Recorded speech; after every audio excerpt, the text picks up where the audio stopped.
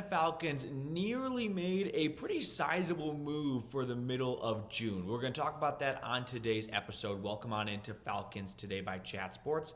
Matthew Peterson here talking about how Jaire Alexander, the Pro Bowl corner, recently with the Green Bay Packers, now with the Baltimore Ravens, was nearly an Atlanta Falcon.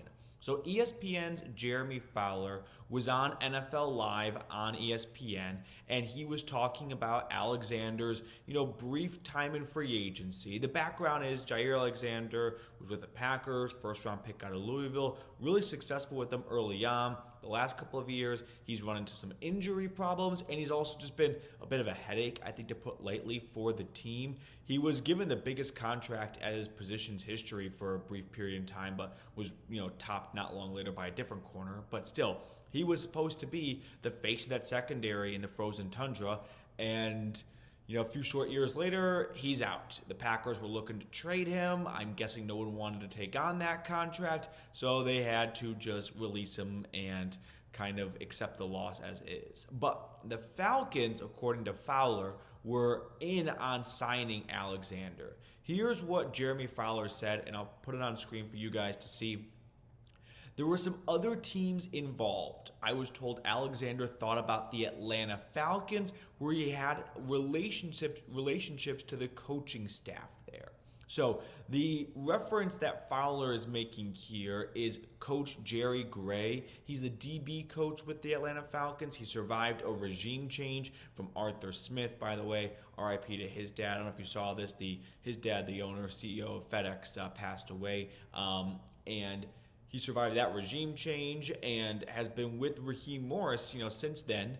And I saw what Alexander had to say about when Jerry Gray left the Green Bay Packers to come to the Atlanta Falcons. And Gray said, "Man, I was sad. I almost shed a tear." Or Alexander said that about Gray leaving. So I'm not shocked that you're seeing Alexander, who's trying to kind of turn his career around a little bit, wants to reunite with a coaching, a coach that was so crucial in his development early on with the Packers. So that to me does not blow me away from the standpoint of why would Alexander have interest in the Falcons? Well, because he wants to reunite with a coach he had a lot of success with.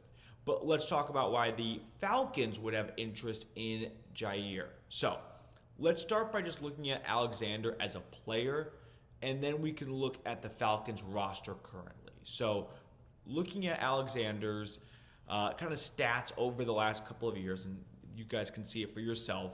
The number one thing that jumps out to me, I'm guessing it jumped out to you as well, was the lack of availability. You can see what Alexander did the first few years of his NFL career, and he hardly missed much time at all. Sure, a couple of games as a rookie, but that's not very uncommon, right? You come from college, and all of a sudden you're expected to play 4 or 5 more games than you did in college. Then you come from college and you expect to play 4 or 5 more games in the NFL than you did in college. So your body's just not quite prepared for a longer season. That's very, common for rookies to run into. But then he really starts to run into injury issues. He played just 4 games in 2021. He bounces back in 2022. It's a Pro Bowl campaign. He starts all 16 games, or starts 16 out of 17 games, 5 interceptions. But the last 2 years combined, he hasn't even played a full season. 7 games in 2023 and 2024. Not all because of injuries either. He was suspended a little bit by the team. I remember the game when the Packers went to Carolina. He went to Louisville, Jaire Alexander. He's from Charlotte. And Alexander decided, you know what? I feel like being the captain today and going out for the coin toss. I'm playing in my hometown, and I want to be there for this. And the Packers were a no-nonsense organization and said, hey, we didn't put you in charge of that, and we're not going to have guys just willy-nilly decide when they want to be captain and when they want to go out for the coin toss. So you're suspended next game. And I guess, kudos to the Packers for not tolerating that type of nonsense, because that can kind of radiate throughout the locker room a little bit. And nonsense is probably an exaggeration, but they have a way of doing things. And if you're going to step out of line, they're going to make sure you step back in line. But the last 2 years, Alexander has only played 14 games and has a combined 2 interceptions over that 2-year span. So production-wise, not great. But ceiling-wise, it's there. I mean, he's got 12 interceptions in his career, and when he was healthy early on in his career, he was an awesome lockdown outside corner. Which brings me to my next point. We talked about Alexander as a player. Let's talk about the fit with the Falcons. So Atlanta's 3 starting corners, if they had to trot out 3 guys for a game tomorrow, would be A.J. Terrell, Mike Hughes, and D. Alfred at nickel. I think that's a group that Morris can work with-ish, but probably isn't in love with. He loves Terrell. I think he likes Hughes a lot. I mean, they re-signed him to a 3-year contract, so you could almost say he loves Hughes, right? Alfred is probably the squeakiest wheel. And that is where I think Morris would be interested in making an upgrade if he views it as a slam dunk upgrade. And this is the most important part of the video that I want you guys to take away from. I don't believe Morris and Fontenot are looking to just go add any corner. I think they are looking to add corners they look at as leaps and bounds ahead of what they have at nickel. And so if I had to guess, the plan was probably, let's bring in Alexander, we're going to put him at outside, and we're going to kick Mike Hughes into nickel. You're not signing Jaire Alexander, an outside corner from the Packers, to put him in a new position in Atlanta. At least I hope not. That's not a very good plan in my opinion.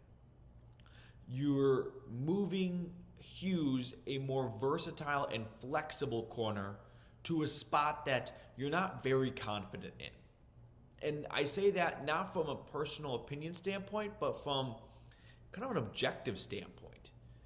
D. Alfred was a restricted free agent that you let go test the market. And the market said, no one wants to sign him. And then the Falcons go, all right, we'll bring you back. Not because we really want to. If they really wanted to, they would have signed him in the first place, not let him possibly go sign with another team. But because, well, we only have 5 draft picks, and we expect to use a lot of those picks on pass rushers. It's not a very deep cornerback draft, so we're not going to have an opportunity to really upgrade or even, replenish our lines at corner in the draft. Why not bring you back someone who knows our defense and is going to give us the best, option out there, given the budget we have and the assets we have to use on that position. But I still don't think that means the Falcons are in love with Alfred starting at nickel. And then there's Clark Phillips, who was a 4th-round pick, a few years ago now out of Utah, who just really hasn't broken through yet. He's had some, reps. He's had some starts and games under his belt, and I think he showed some flashes. He showed some potential, but I don't think he's shown enough for the Falcons to feel confident that, hey, you're like at the same level of Terrell in our eyes in terms of how comfortable we are with you being our week 1 starting inside guy. No, they are with Terrell to the point of we don't need to bring competition in, right? Same kind of for Hughes. But for inside, no, they probably weren't there yet with Phillips, which is why they brought Alfred back. Let those 2 guys compete for that starting job. And they made it a priority after the draft by signing Kobe Bryant, which is weird to say out loud, the Kansas cornerback who was a Big 12 player of the year, Big 12 corner, whatever, defensive player of the year, tons of accolades more or less. So Alexander, I think, could come in and play outside and then move Hughes to inside, and that would put together maybe the best trio the Falcons could field possible. But this is all one big, what if? Because it didn't happen. Because Alexander signed, a contract with the Ravens, and he reunites with his old Louisville teammate Lamar Jackson, which I've seen a couple of times as if that's like a storyline. Cool.